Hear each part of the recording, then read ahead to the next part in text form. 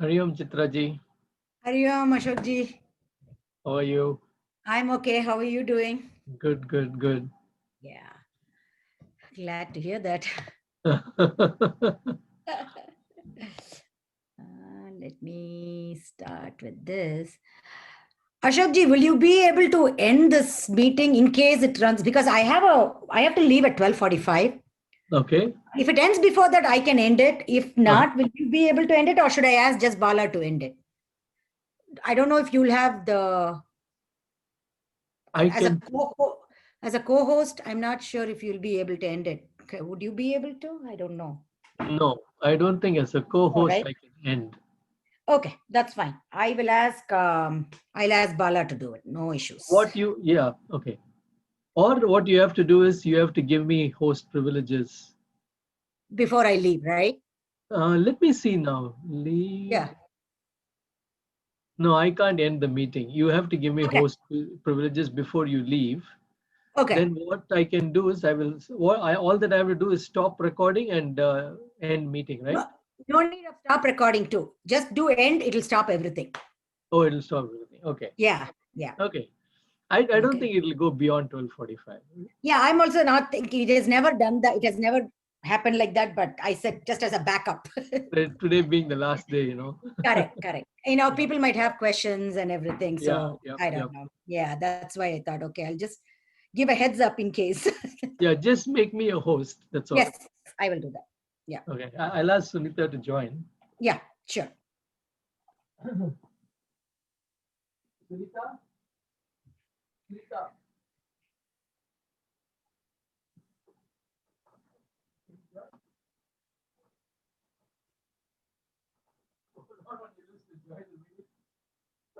Oh, she joined.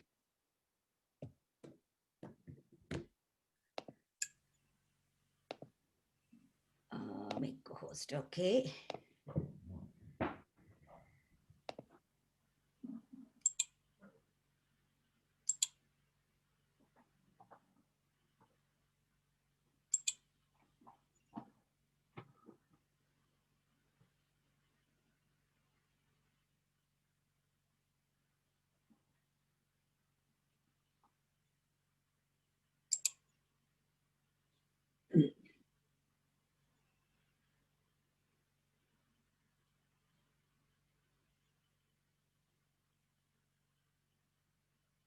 I think Chitraji, you made you have to make Sunitha as co-host. Instead, you made Galaxy tab. Oh, sorry. Okay.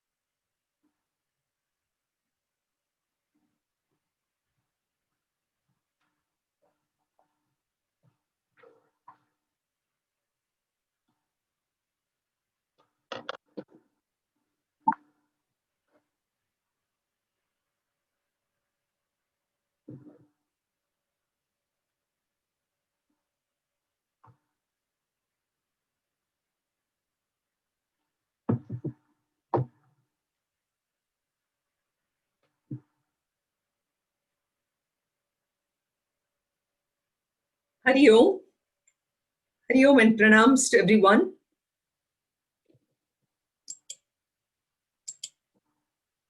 Let's get started. Om.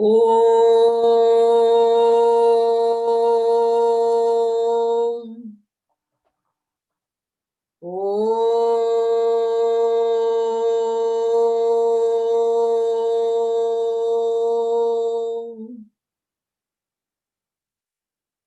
Om.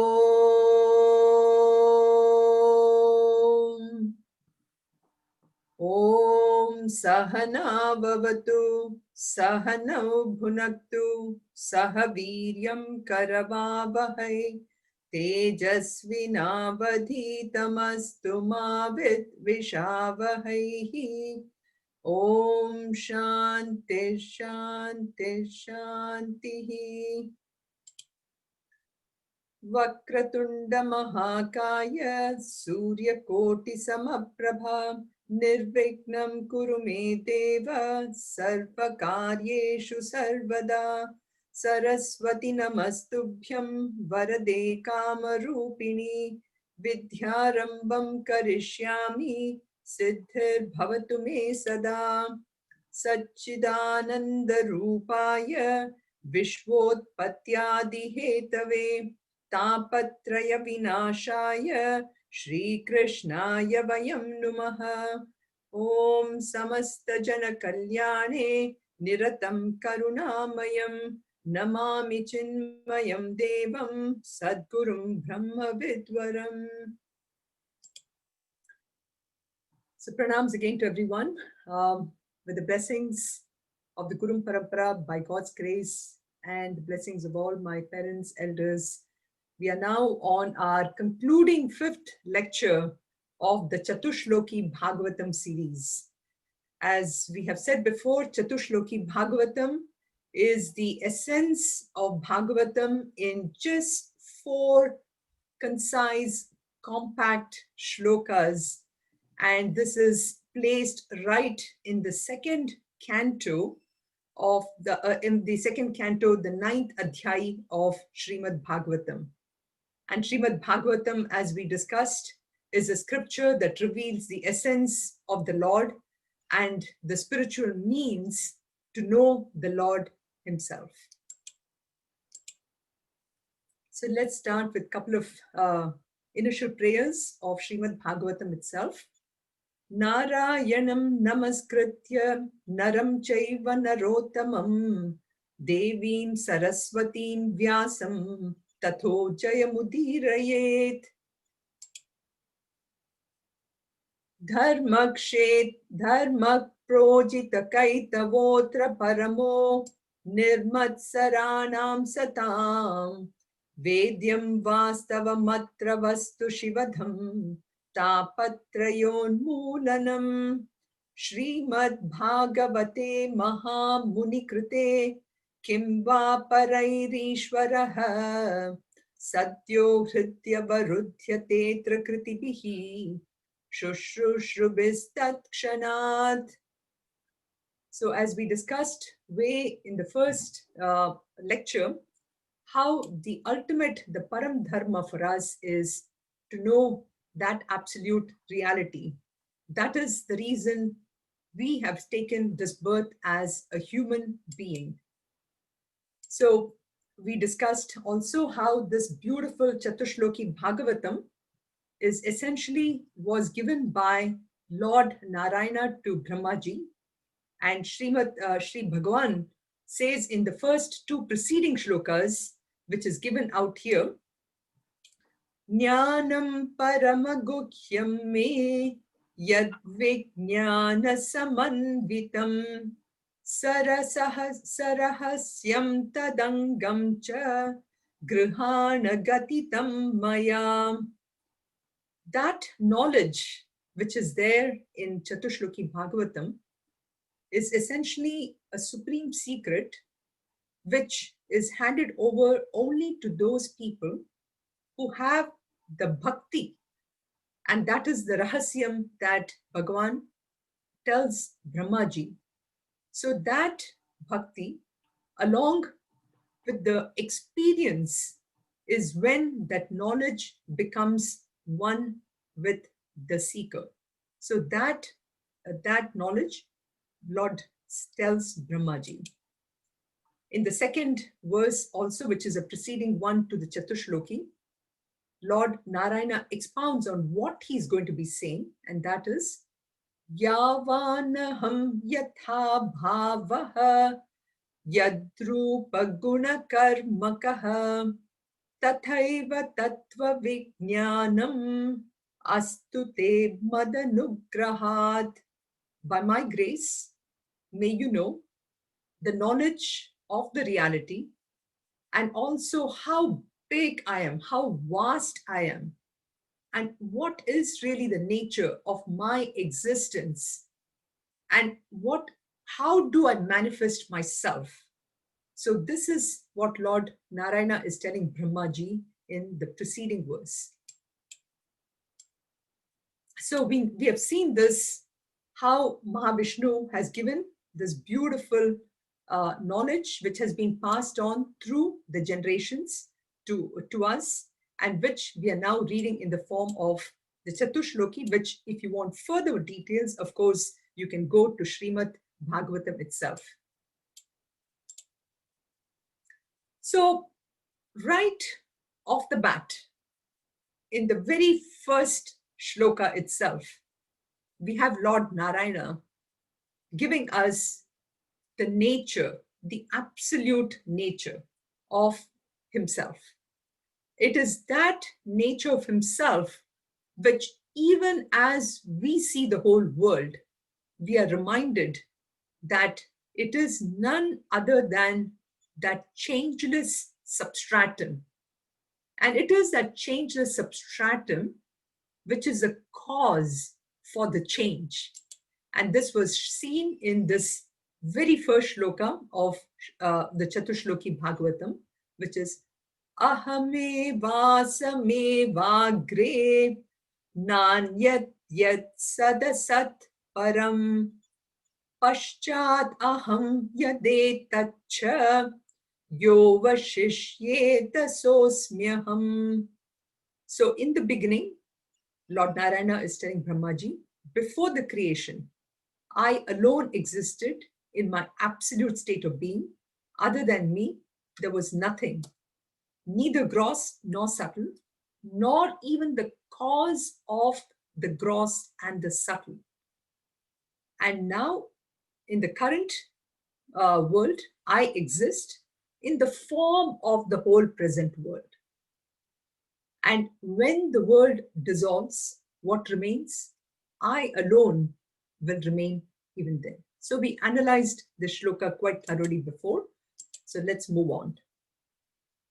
So in the next shloka, having established that changeless substratum, and then also going to the second part of the shloka where he says, I am in this form of the world.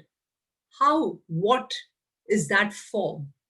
And that is what he says, that without being real, that which appears, that which we see, and even though that real stuff is what is there everywhere, that does not appear.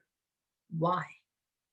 And that is seen in this shloka, what we saw here, which is Ritertam yat pratiyeta na pratiyeta chatmani tad vidyat atmano mayam yatha bhaso yatha tamaha.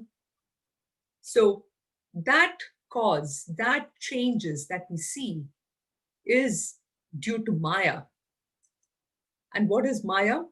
Maya is that because of which that one truth, that one real, that one reality, it appears as many, as this entire Jagat, this whole Jagat of everything that we see, both movable and immovable, inert and sentient. All this variety is because of that Maya.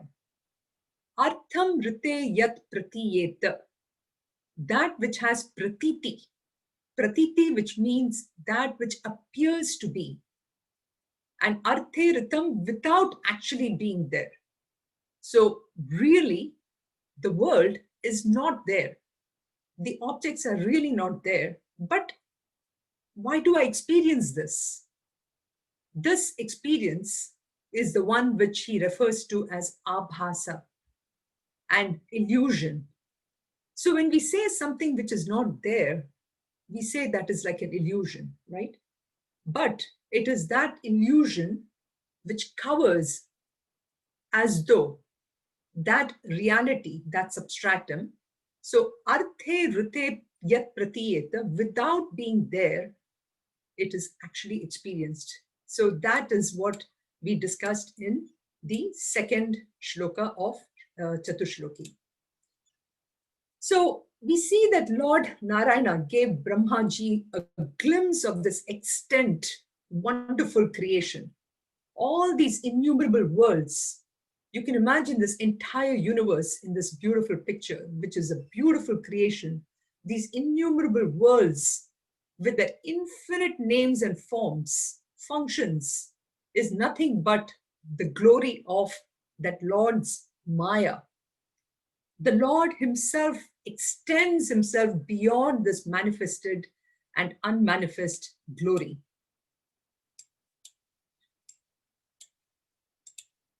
So this is what we have seen also in this message, which is there in Bhagavad Gita, okay, which is yo mam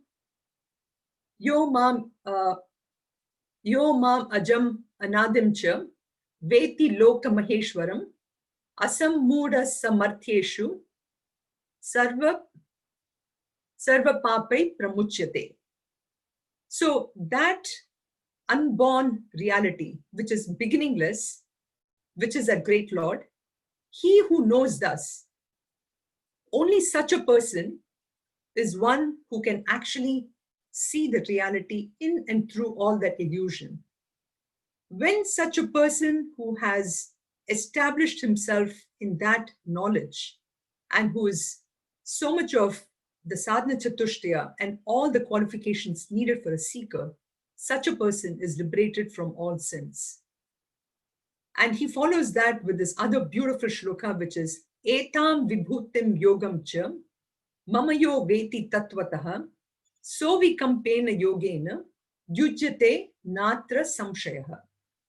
These manifestations, which we see in this beautiful picture of that creation, those manifestations of my being and the yoga power of mind, which is that Maya, only such a person is one who can understand what is yoga, what is that Maya, and what is that absolute reality. Such a person becomes established. There is no doubt about this. So he who knows the truth in this glory and power of mind engages in all service and has unalloyed devotion to me alone. Now, one may ask, how do we really come to know this entire beautiful glory of the Lord? Well, it is not that easy, right? For example, the ocean. The ocean is unable to determine exactly how many waves rise in it. All the waves are nothing but the glory of the ocean. But if we want to look at the extent of that creation, the ocean is much more than all the waves put together. So in Chandogya Upanishad, there is a beautiful quote where, Muni Uddalaka tells his son, Sat eva saumya idam agra asit ekam eva advitiyam. My dear Saumya, my dear boy, there is only one reality that exists in the beginning. The so-called variety that you see in this world of changing, that variety was not there. It was only one. It was one without a second. Ekam eva advitiyam. There was nothing outside it, nothing external to it, to compete with it, to equal or to be different from it. There is no conceivable reality in this world of this nature. Whatever be the stretch of your imagination, which you saw in that picture of God's creation, You cannot really conceive anything which is outside that. So at least space would be there, at least time would be there, something would be there. But even if you think about it, the space and the objects are nothing but effects that came afterwards in this whole process of creation. And therefore, even those are negated in this reality. The whole Chandogya Upanishad starts off with this beautiful quotation of Uddalaka Muni to his son. So there's only a single reality existing, and this variety was not there. So then how do we connect now if we know that we are living in this changing environment, which we call as the world? How do we connect this world to that absolute reality? Well, a very beautiful term that was introduced during our course was this relationless relationship. That's the connection of Brahman and Maya. So we see that in the third shloka, we have Lord Narayana establishing that relationship to Brahmaji as to what really is this relation. Yatha bhavaha, Bhagwan is saying, as an example. So let's see that beautiful shloka. Yata mahanti bhutani bhuteshu chavacheshvanu pravishtanya pravishtani tatha teshu nateshvaham. Just as yatha, just as mahanti, the great bhutani, the elements. So what are the great 5 elements? They are those 5 elements like space, air, fire, water, and earth. All those 5 great elements. Ucha and avacheshu, okay, which is the higher and the low beings. So yata mahanti, bhutani, ucha avacheshu, the pancha mahabhutani. They are pervading into all the bhuteshus, all the beings, and those beings are of varieties. But for our sake of simplicity, we can classify them into a higher and a lower. So the higher beings, which of course we may say that who are these higher beings? We don't know who they are. But we have to recognize that many of our sense organs, all of them are governed by a certain devatas. Those are the higher beings. So devatas, the Gandharvas, the Nagas, they're all the higher beings whom we cannot really see by our gross eyes. Even Manushyas are a higher being compared to the Avacheshu, the lower beings, which are the animals, the birds, the mosquitoes, the worms, etc. So just as these 5 great elements have entered into these creatures, pravishtani, okay, but they also have not really entered them. Apravishtani. So pravishtani entered, but not necessarily apravishtani. Wow. What are we saying here? Sounds a little complicated, isn't it? Well, if you think, Chatushloki is just so easy, I can understand it. Well, such shlokas are there to make us think even further. Okay. So tatha teshu aham. In the same way that I'm in them, I'm also not in them. Those shlokas that I shared, the earlier ones, 2 shlokas from the 9th chapter, basically echoes that. Just as the 5 elements are in a variety of beings, and they seem to have entered, but have not entered, Bhagwan is saying, I have entered into the 5 elements, but actually I have not entered into those 5 elements. Okay? How do we really understand this shloka even better? Okay? We did some analysis last time, but let's look at it even further.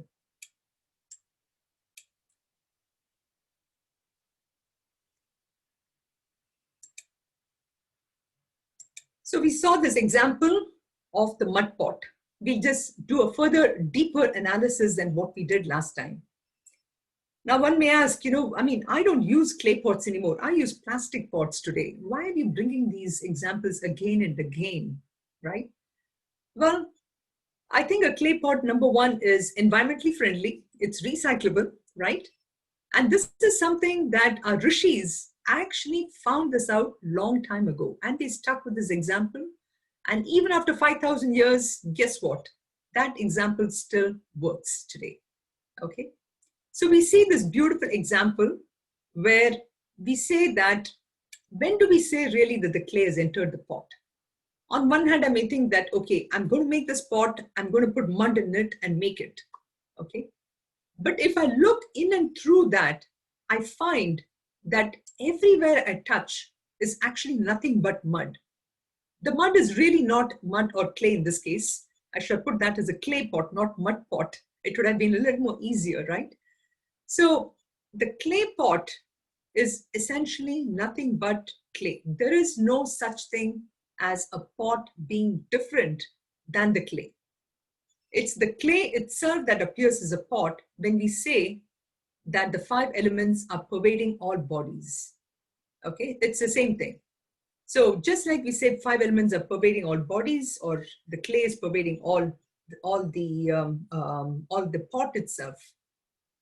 Now, when we look at our body, okay, it's nothing but, as a chemist, I can tell you that it's nothing but all these 5 elements in different forms. If you drill it down all the way from, say, the carbohydrates and the proteins that we have, it's nothing but carbon and hydrogen and everything. Now, if you drill it down even further, what we have is nothing but all those 5 elements, which are so-called stitched together to form this body. Now, the power that is holding, the stitches that is holding this body, is the power which is provided by that great reality which is holding it together. And what happens when the body dies? The 5 elements just merge back into that 5 elements itself. So in a sense, if you think about it, these 5 elements, they seem to have entered into this, but they have not really entered into these. Because there is no such thing as a being or a creature which is independent of these 5 elements. Some other examples, let's take it, which might bring home even further for us. Okay, this gold ornaments. Okay, in all these gold ornaments, if you look further, what is there? It is nothing but pure gold. Okay, gold is there in and through everything. And so too, if you look at this example of the ocean and the waves, in and through the waves, it's nothing but water and water alone. So there is really no 2 independent entities like the ornament and the gold, or the ocean and the wave. It is just one entity which basically has taken the different names and forms. So all our confusion is because we are seeing a thing other than what actually it is, right? And accordingly, what we do is we give a certain value to it. We either like it or we don't like it. And then we run towards it. We are afraid of it. We are fascinated by something. So don't you think we really need to know about this confusion? Knowing and understanding how in the first shloka, it is already said that the reality is you and you alone. It is that absolute nature. And it is that absolute nature which is appearing as a whole universe, as said in the second one.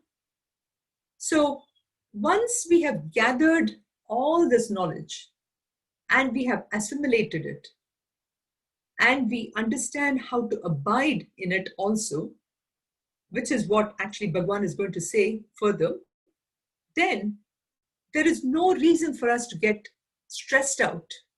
Doesn't matter how big the problem is. Doesn't matter if it is a question of a traffic issue, or even bigger than maybe even the pandemic.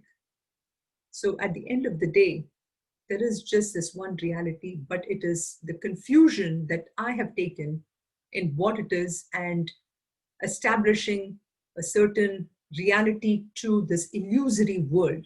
So the shloka is basically saying Paramatma has really not entered into the elements. Paramatma appears as the 5 elements. So really speaking, there are no 5 elements independent of this Paramatma.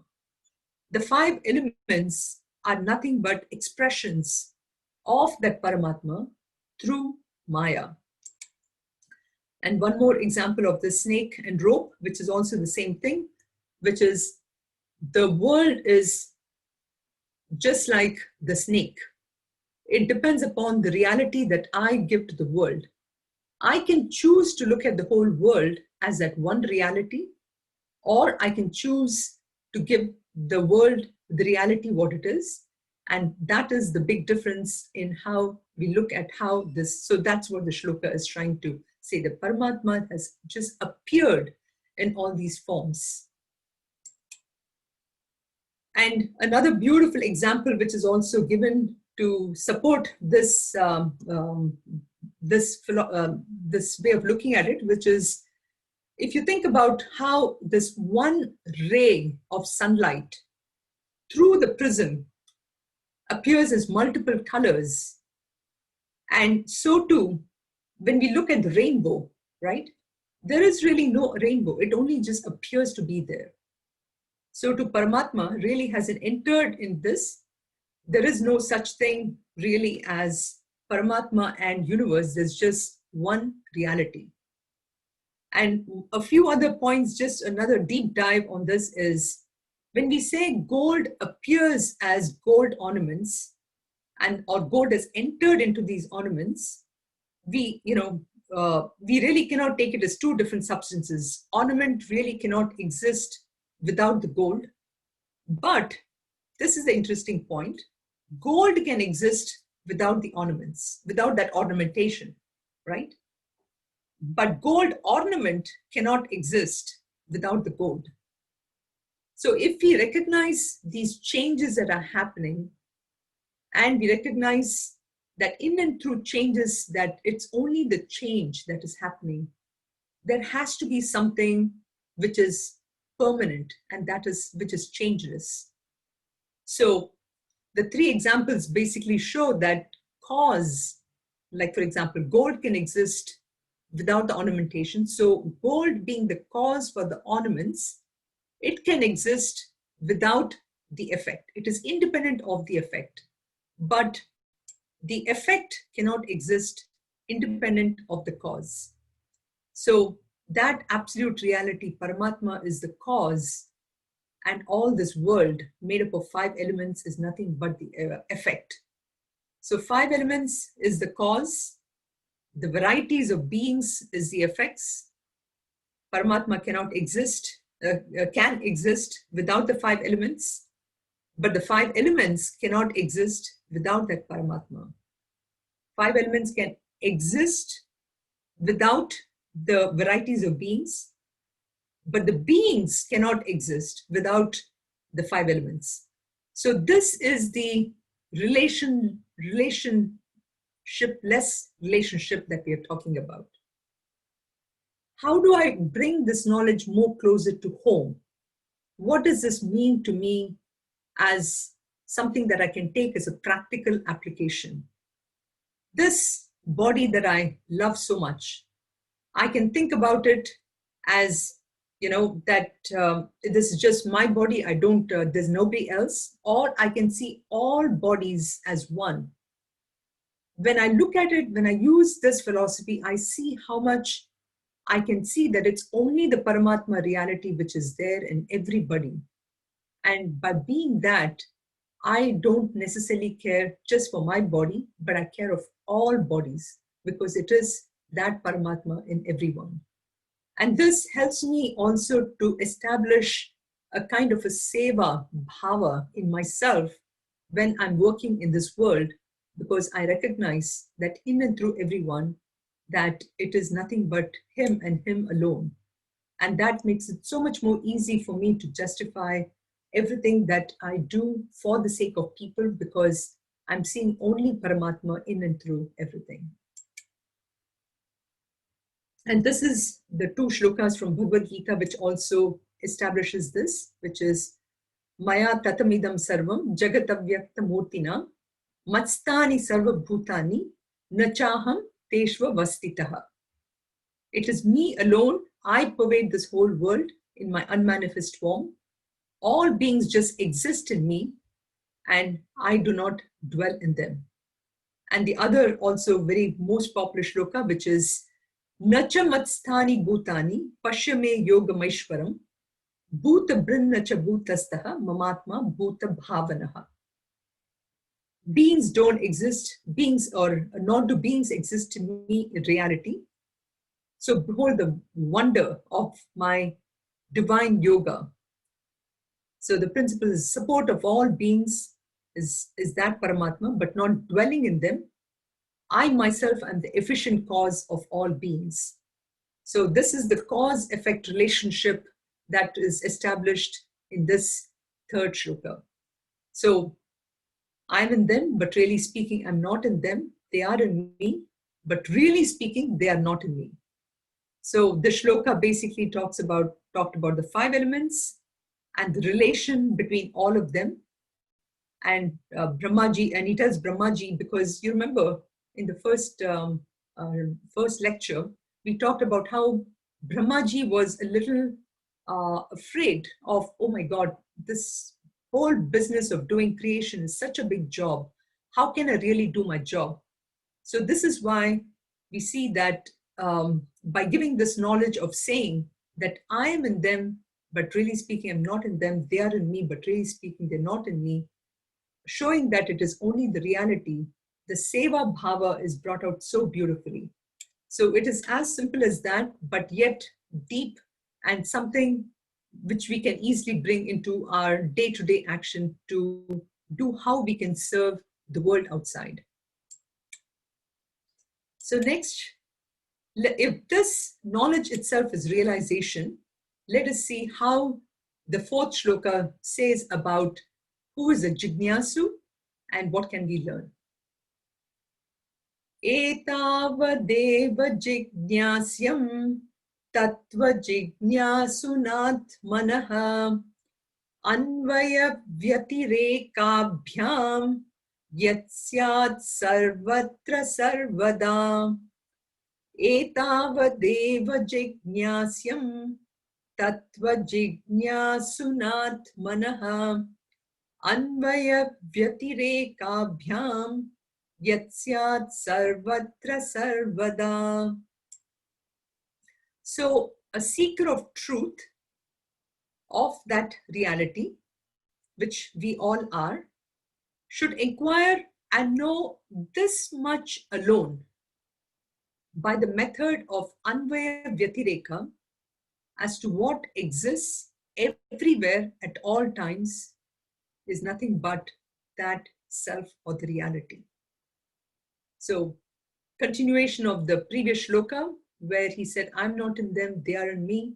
And so this is now shown as how that much alone, if that much is known, and this is further actually now elaborated by this another Vedantic principle called Anvaya Vyatireka. So, Atmanaha Tattva Jignasu. By this knower of the reality of the self, the one who is interested in knowing, who is nothing but Jignasu, or a seeker of knowledge. A seeker of knowledge of that essence of Atma. Okay. Etavadeva Jignasam. Etavadeva. That's all you need to know. That is all that need to be known. But of course, knowing where we are today with how we lead our lives, one would say that sounds easy, but my goodness, this is so difficult. You're right.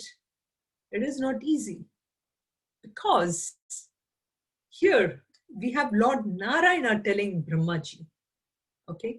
So we need to be a student like Brahmaji to have the humility, the devotion that is talked about in so many different stories of Bhagavatam. And in and through the devotion, to have a teacher like Lord Narayana to say this to us. So what are we trying to know here? What are we trying to know here in this shloka? What are we trying to know here is about this Atma Tattva. That Atma Tattva is Sarvada and Sarvatra. Sarvatra Sarvada. That which is everywhere, every time, in all the space and all the time. It was always there. That is the essence that needs to be known. So when we say all the time, all this one, we have this Desha Kala Vastu Abhadita Tattvam, which is really unnegated, unobstructed in time and space, and even objects, totally unconditioned. So truth is that which is independent of time and space and objects. It is present in the space all the time and in all places. Before creation, during creation, after dissolution, it is that truth which is there, independent of everything. Now, we are used to operating only in the realm of time and space. And if you think about it, time and space, they all go together, right? Like, for example, if you ask what is the time depends upon where I am. The time may be different in Michigan, so that place versus time in India. So time and space, they go together, but this tattva is independent of time and space. Now let's look at objects. Objects also need time and space. Physics goes into a lot of details about, for every object is measured by the dimensions of time and space. So this again is Abhadita Tattva, Desha Kala Vastu Abhadita Tattva, which is independent of all this. So how do I know this? How do I recognize this? How do I use a very simple principle to recognize it is that truth which is there all the time? So we have this beautiful principle of Anvaya Vyatireka. Anvaya Vyatireka sounds like a very fancy word. It rhymes beautifully. But in reality, it's actually very, very simple. It is nothing but a principle of assertion and negation. I assert something and I negate everything else. So Anvaya is the method of assertion or method of presence. In simple terms, as my Swamiji would say, when A is, B is. Okay? And when A is not, B is not. So that is the method of absence. So method of presence, when A is, B is. When A is not, B is not. Okay. Again, sounds a little cryptic, right? But it is as simple as, for example, if I'm coming home in the evening and I don't see my spouse's car on the driveway, then I know he's not there. Or if I see his car, then I recognize that he's there. So if the car is, my husband is. If the car is not, my husband is not. Okay. So if the car is not there, my husband is not there. Okay. So also, for example, if you see that, a room is messy, if you have a young kid at home and if you find that his room is messy, or you find the room is messy, you recognize that the child is somewhere in the house. But if you find everything is clean, maybe the child is not there in the house, right? So very simple principle. I mean, as simple as that. Or simple, for example, if I have a flu or a cold, the chances of me having a COVID is very much likely. So you recognize something by the presence of something else. You infer it. Same thing, for example, with if I know whether I'm diabetic or not, how do I know? I just measure that by my blood sugar level or something like that. So Anvaya is if the blood sugar is there, then I'm diabetic. If my blood sugar is low, then I'm not diabetic. So as simple as that is the Anvaya Vyatireka. Now let us see how we can use this example in our own application, or in where does Vedanta see the fit for something like this. So this is used in the classic example of the three avasthas: the Jagrat avastha, the Sushupti avastha, and the dream avastha. So in all this, for example, we recognize that when I'm awake, I go through these states of waking, dream, and the deep sleep. So suppose I slept very well last night. I say that there was this Anvaya of me being there during this deep sleep, and when I got up, and then when I go back to sleep and I start dreaming, I know that I was there because I can actually say that I went through a deep sleep. I went through a sleep. What happened during deep sleep, I don't know, but I know that I was there. Okay. So, but in and through all these states, I know that waking is not a dream, is not the same as dream. I actually went through each one of these states, but the state did not go through each other. So waking is not a dream. I continued with it. The dream is not the same as the sleep, but I continued with it. So by this method of the presence of something which continues when the different stages are going, is the presence of Anvaya. Okay, I can understand that I pervaded the three, but the others, like the three states, waking did not pervade the dream, dream did not pervade the thing. Those are all independent of it. Another example, which is, we know that when I was a child, I was there to recognize that I was a child as when I grew up as a teen, as an adult, and then as I grow old. So in and through all this, the aham or the I continued throughout. So Anvaya is that aspect.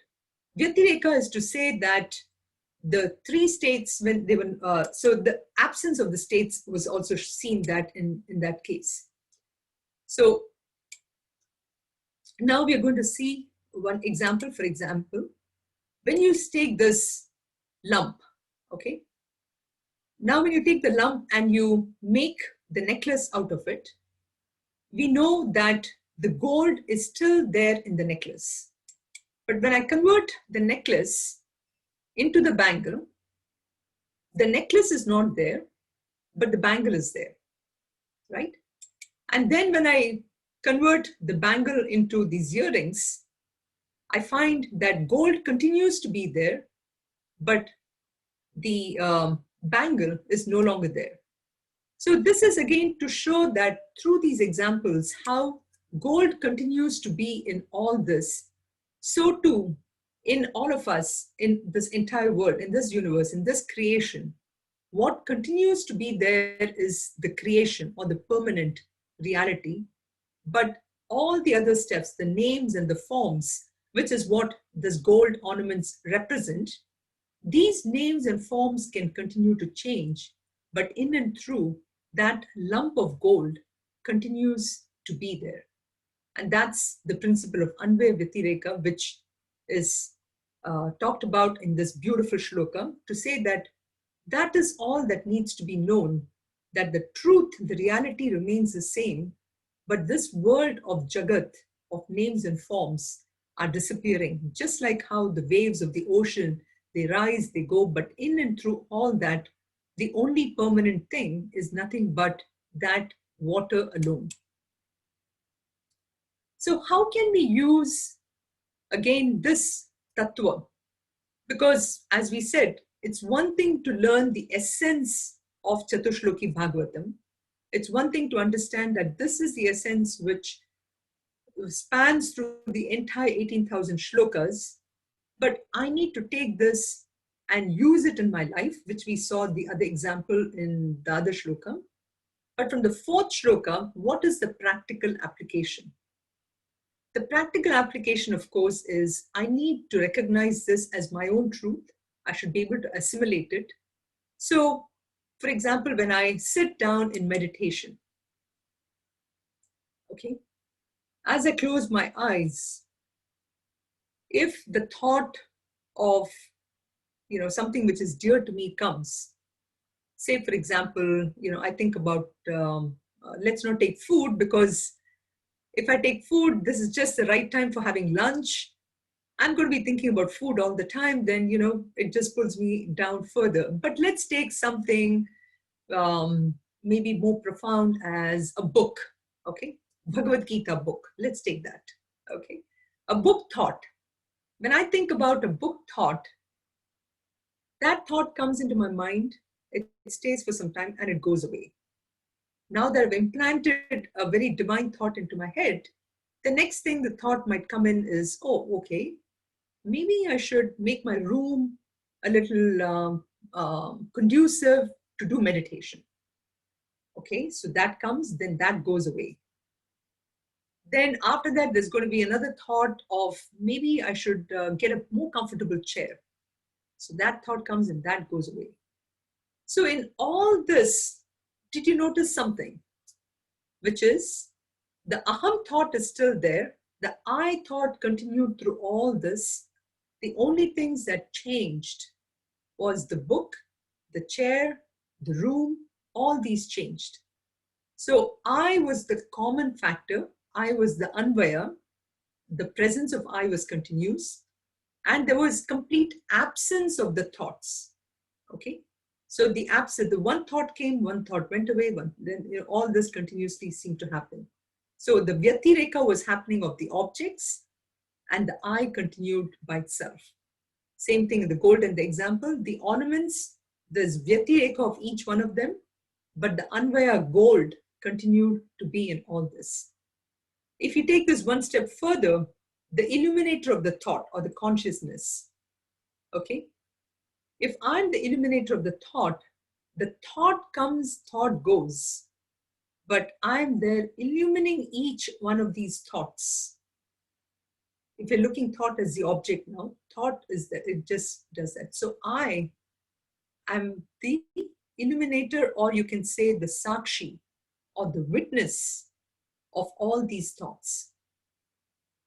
So this happens continuously. So that is the principle of Anvaya Vyatireka, that we can say this. And we can say this also in not only the childhood example that we talked about, we can also convert this to how from month to month to month, literally we can say the 6 months of this COVID time, and there's going to be another period when this COVID is not going to be there. We can extend this even further to many years. And since it's Brahmaji who's asking Lord Narayana, you can see from Lord Brahmaji's point, he's going to be asking about cycles of creation. So Lord Narayana is assuring him that cycles of creation may come and go, but I go on forever. So this is the beautiful knowledge that Brahmaji was given by Lord Narayana about how the reality continues to stay there.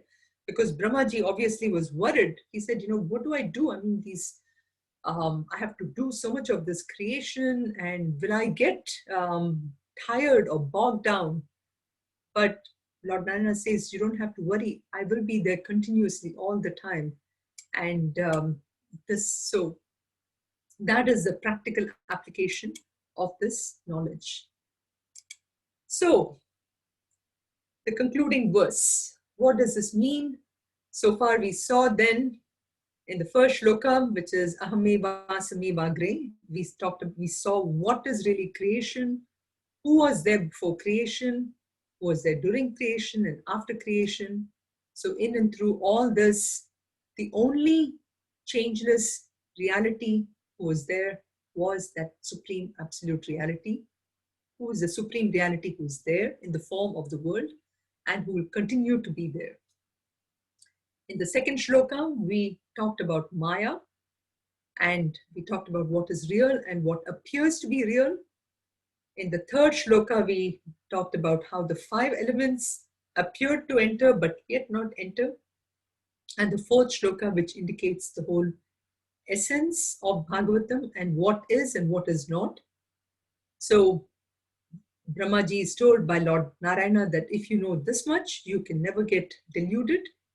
And for us too, this essentially the message is, if I know that I am that supreme reality, then I cannot allow anything to upset me, and I cannot go through ups and downs thinking about that I'm this body, because at the end of the day, even body is the Vyatireka. Bodies may come, bodies may go, but I go on forever. So that is the supreme truth that needs to be meditated upon and understood and abided. So the concluding verse, which Lord tells Brahmaji is, Etanmatam samathishtha paramena samadhina bhavan kalpa vikalpeshu namuhyati karhichit. Etanmatam samathishtha paramena samadhina bhavan kalpa vikalpeshu namuhyati karhachit. So, O Brahmaji, by supreme absorption or by supreme abidance, adhere to this knowledge, and once you have this knowledge, which is the best medicine that we can ever get, there will not be any time you can get upset or deluded or anything when creating all these creations. So this is a message that Brahmaji was given for creations. And for us, Alpagnyas, this is still the same message. If I can, in and through every ups and downs, everything, I remind myself of my true nature, then nothing is going to affect me. It's just like one example that I heard about, when you're wearing a jacket and there's a little bit of dust, it's dust, you can just wipe it out and then move on. So that's the beauty of this knowledge. Etan matam samatishta. Atishta means abidance. Samatishta means very well abidance in this matam, in this knowledge that has been imparted in the 4 shlokas. So paramena samadhina. Samadhi again refers to the concentration, that is being abiding or being abiding in this knowledge. And Brahmaji says for how long? So which means he's saying that, well, kalpeshu, any amount of kalpas can come and go. You can abide, you have to abide in this knowledge. If you don't abide in this knowledge, then that means that you are bound. You think you're bound. And that's the erroneous understanding we have. And when you think that way, then you'd never ever be free. So that is the thing. And this is essentially the same thing that is mentioned in Bhagavad Gita, second chapter, the very last shloka, which says, Esha Brahmi Stiti Partha Nainam Prapya Vimuhyati Stiti Vasya Mantakale Api Brahma Nirvana Mritchati. This is the Brahmic state. So you can see in second chapter where Arjuna was asking Lord Krishna, and Lord Krishna gives the advice and finishes that chapter of second chapter saying that it is that Brahmic state which attaining no one is deluded, or it allows you to get out of your erroneous understanding. So established even at the end of life, one attains that oneness with Brahman. In sixth chapter also of Bhagavad Gita, Lord Krishna gives this beautiful advice saying that Yasmin stito na dukhena gurunam api vichalyate. Gurunam api doesn't mean guru, but what it means is even the biggest Guru also refers to big, huge. Even the biggest calamity will not bother you. And so powerful is that message, because in this day and time where we are going through so many uncertainties and challenges, sometimes we feel, am I really going to get out of this? But through this beautiful knowledge, which is there in our Vedantic Shastras, Gurunam api vichalyate, that knowledge is the only thing which is going to keep us floating above all the problems that we face in this world. And this leads to total liberation here and hereafter.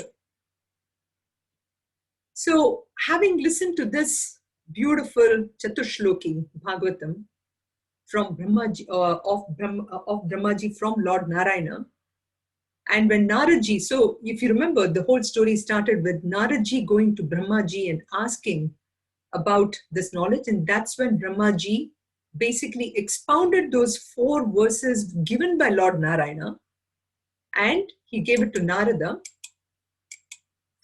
and Naradji then expounded that even further, and after expounding it further, he gave it to Sri Vedavyasa, and this is how those 4 shlokas of the ones given by Lord Narayana to Brahmaji became this entire 18,000 verses of Srimad Bhagavatam.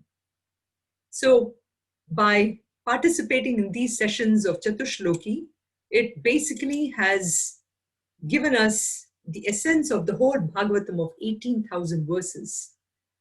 And this goes to show that if Vairagya is there, and if we have the purity and the clarity, then even just this knowledge of 4 shlokas is more than enough.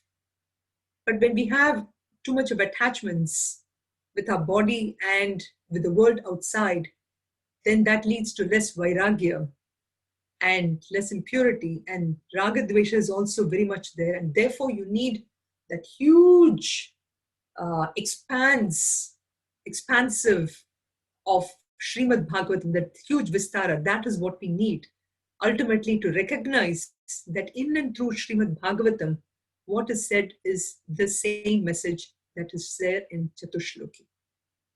So with this series of Chatushloki is complete, and I want to offer my humble gratitude to the Guru Parampara, due to whom alone that we've been able to get this knowledge, and which we've been so fortunate to be able to pass it on. I also want to thank the Balaji Temple of Great Lakes, and especially Sridhar Ji for having this vision of spreading the knowledge of Sanatana Dharma as wide as possible. And as you can see, we have people from India who are joining in, because this knowledge needs to be spread and heard by as many people as we can. And I also want to thank Chitra Bhala for supporting us in and through each one of these sessions. And I love her enthusiasm and her smile and her willingness to learn what is there in Srimad Bhagavatam. I also want to thank all of you listeners. It is because of you that I have been able to spend some time on Srimad Bhagavatam and also improve my own learning, which we gathered in Sandipani Sadhanalayam, to which we are eternally grateful to Chinmaya Mission, to Swami Tejomayananda, Swami Swarupananda, and especially Swami Bodhatmananda, our teacher. Hari Om, pranams. Thank you so much, Sunitha, for all the time you spent in trying to make this series and then impart the knowledge, So I don't know how much we grasped, but the replays are there. So we will do the replays and then try to get as much as I can, Thank you. Thank you so much, Thank you so much. Thank you very much. Thank you for listening, Ajay. Yeah, thank you.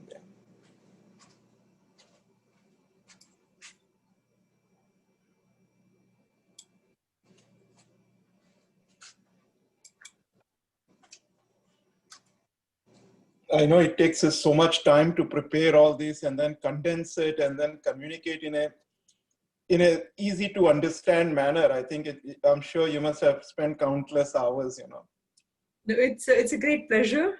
I really enjoyed doing the whole thing. More than anything, as they say, that the greatest benefit that anyone can derive from this is the speaker. So I would say I'm the one who has benefited the most out of this whole experience. If anybody has any question, one or two, we can take it up. Otherwise, I want to thank again all of you for joining in.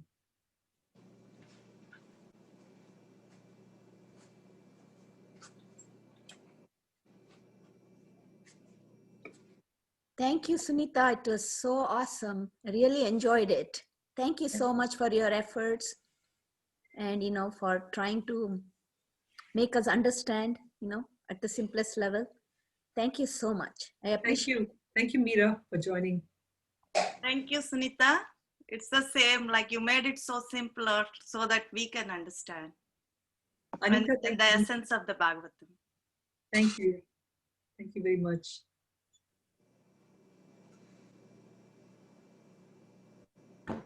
Sunitha, enjoyed it. I couldn't attend all the days, but liked it. Thank you, Ma. You're welcome, Chitra. Thank you for joining.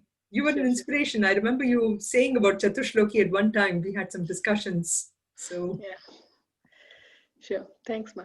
you're welcome. Thank you, Sunitha ji. This is Chitra. Just wanted to just give you a word of thanks on behalf of Balaji Temple. I've been very privileged to have been asked to propose this word of thanks and also to listen to your Chatushloki Bhagavatham. Extend a very hearty word of thanks to all of you who have taken the time and effort to watch and listen by Smt.Dr. Sunitha Grandhee ji for the past 4 weeks and made this lecture a huge success. Sincere thanks to you, Sunitha ji, for presenting a great lecture. I'm sure everybody who listened to this lecture will definitely agree with me that you delivered a very valuable lecture to this Michigan community. It was really a pleasure to listen to the essence of Bhagavatam in only just 4 verses. Very fortunate indeed to listen during this lockdown period, especially. It's a great treat to our mind and ears, definitely. So thank you very much. Just request all of you to give a big applause for her delivery. Thank you. Thank you very much. Thank you. And again, thank each and every one of you who have contributed to the success of today's event. Sunitha, I wanted to tell you one more thing. I really like that example that you gave when you think of a book and when you think of food and, the thought disappears, but then you continue to stay. That just drove home a point that, no matter what comes and goes, we are still there, that somehow, struck a point in my mind. Thank you so much for that. You're welcome. I think this is, again, something our teacher would always emphasize, at the end of the day, who is there? And this was one example that I remember him giving and wanted to pass it on. Yeah, definitely. So with this, we conclude today's event, and all of you have a safe time during this pandemic. And Sunitha ji, hope we hear more and more of these kinds of lectures. Thank you. Thank you very much. Yep. Hari Om. Hari Om. Hari Om. For arranging such a good lecture. Thank you. Sridhar ji, absolutely. Sridhar ji definitely is amazing. His enthusiasm in spreading this knowledge is, very contagious, actually, Absolutely. Yeah. Good. Thank you. Sunitha, you want to do Purnamadam? Yes. Thank you for reminding. Om Sarve Bhavantu Sukhinah, Sarve Santu Niramayaha, Sarve Bhadrani Pashyantu, Ma Kaschid Dukkha Bhag Bhavet. Om Shanti Shanti Shantihi. Om Purnamada Purnamidam Purnat Purnamudachyate Purnasya Purnamadaya Purnameva Vashishyate. Om Shanti Shanti Shantihi. Harihi Om Shri Gurubhyo Namaha. Harihi Om. So we'll see you then. Hari Om. Hari Om. Hari Om.